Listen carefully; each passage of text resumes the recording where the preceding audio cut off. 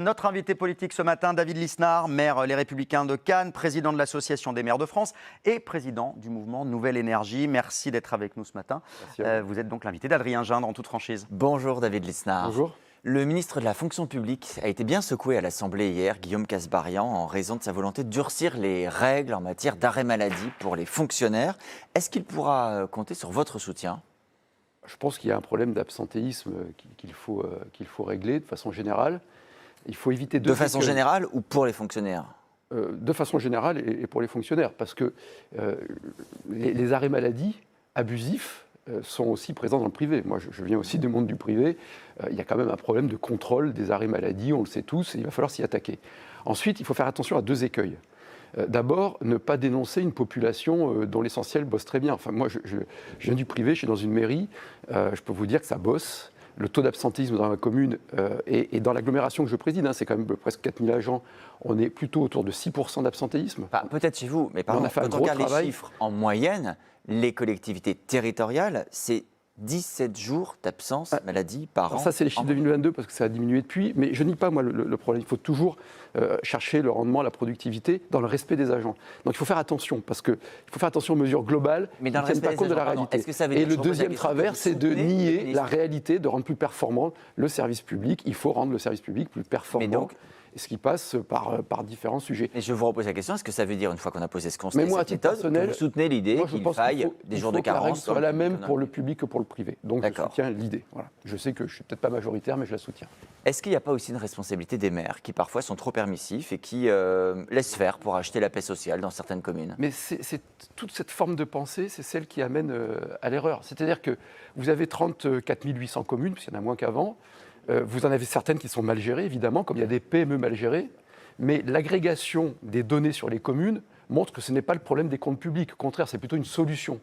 Et on est parfois aveuglé par quelques exemples de quelques communes qui peuvent être très mal gérées. C'est aux habitants de dire ce qu'ils veulent localement. À l'occasion des élections municipales. Mais bien sûr, d'où aussi la problématique majeure du lien civique qu'on a coupé entre une partie des habitants et la commune. Quand vous pensez à l'impôt, par exemple. Oui, Jean-François Copé, maire de Meaux, il dit qu'il faut revenir à la taxe d'habitation, rétablir cet impôt. Dans le contexte actuel, c'est impossible, puisqu'on a un État qui cherche de l'argent partout. Donc, dès que vous parlez d'une réforme, c'est pour prendre plus de pognon. Or, on a le record des prélèvements obligatoires. Mais vous constaterez que les autres pays, qui sont tous maintenant plus performants que la France en termes d'organisation des services publics, c'est-à-dire où il y a moins de prélèvements obligatoires, moins d'impôts et de charges, moins de dépenses, mais des services publics de plus en plus performants, sont des pays où la dépense locale est plus importante qu'en France. Donc vous dites, en théorie, il faudrait dépenser plus localement, et en pratique, on ne peut pas le faire en ce moment.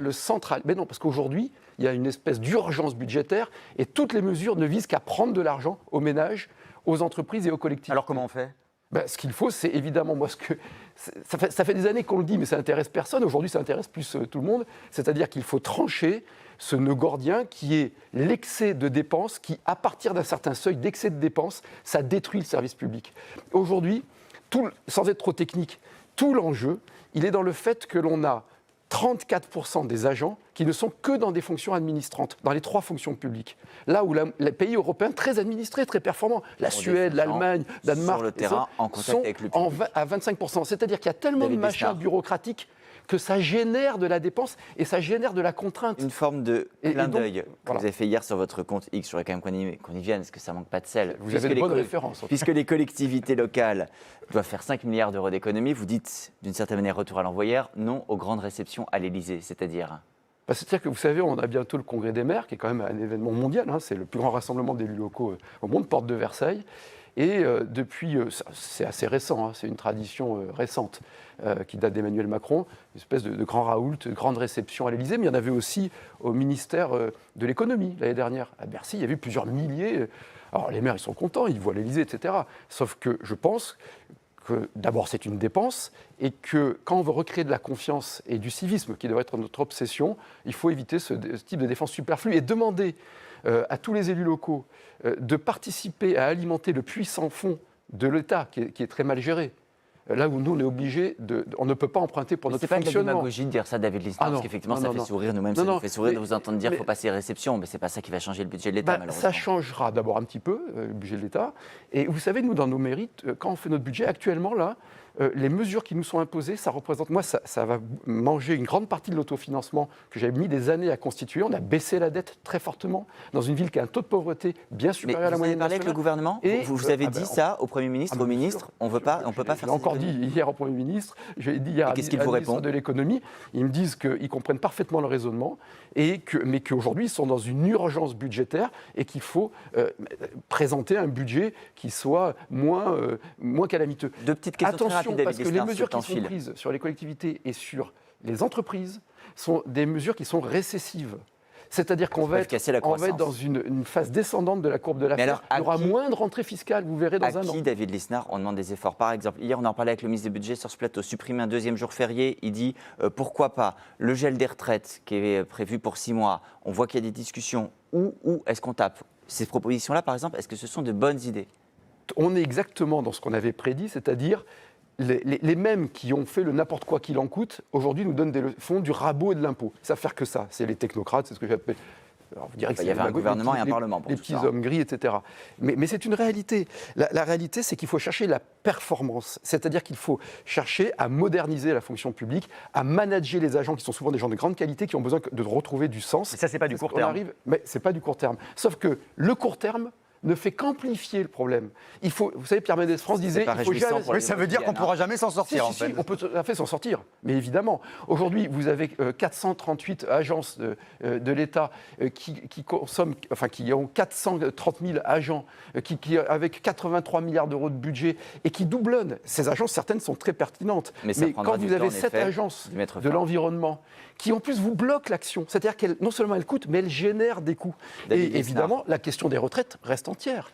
60% de l'augmentation de la dépense publique depuis 50 ans, c'est les retraites. Le système explose, il ne tiendra pas. Je dis depuis des années qu'on sera obligé de passer par ce qui va être un apport social, la retraite par capitalisation obligatoire, qui va permettre notamment aux travailleurs les plus modestes, enfin, d'avoir un capital. Un mot très rapide, l'un des sujets pour le gouvernement dans les prochaines semaines et les prochains mois, c'est l'immigration également. Oui. Renaud Retailleau, le nouveau ministre de l'Intérieur, s'empare du dossier. Vous disiez il y a quelques jours, il faut aussi couper, diviser l'immigration légale. Oui. Vous diriez comme lui que l'immigration, ce n'est pas une chance pour la France? Mais ça, c'est de la formule... c'est exactement ce qu'on disait avant, c'est des symboles, c'est des repères. Mais non, c'est n'importe quoi. C'est-à-dire qu'un pays doit pouvoir maîtriser son peuplement.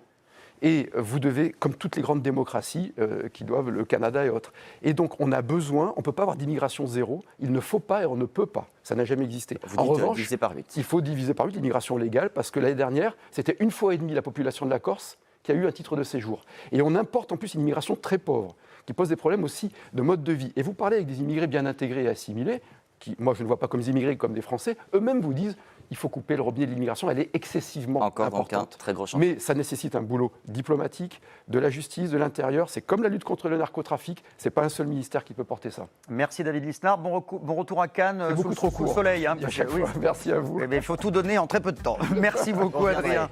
Merci beaucoup Adrien Gindre.